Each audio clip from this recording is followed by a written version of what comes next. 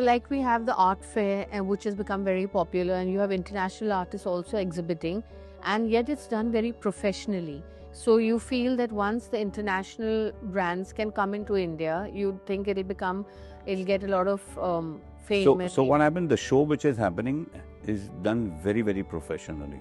It's only we do get international buyers coming Right. in over here.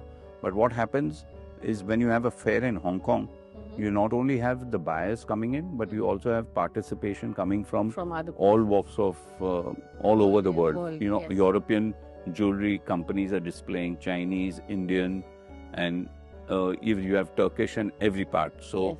it just becomes a melting pot for the whole industry. Right. And then everybody can choose what they want. Right. So it's one fair where everybody goes and attends it. We have already done a sort of research and we are working very strongly.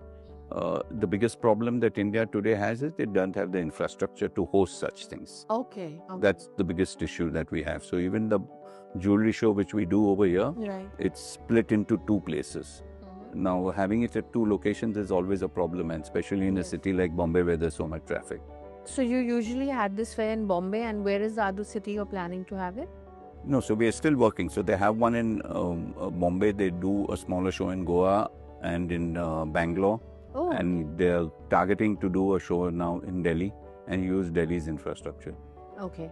So out of for fairs and exhibitions of international standards, currently you think that Delhi is one of the best locations as of now?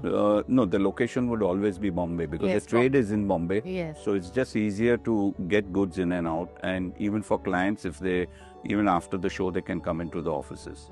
So it's much easier but unfortunately, we don't have the infrastructure. Right. Government is looking at it and hopefully they'll build something.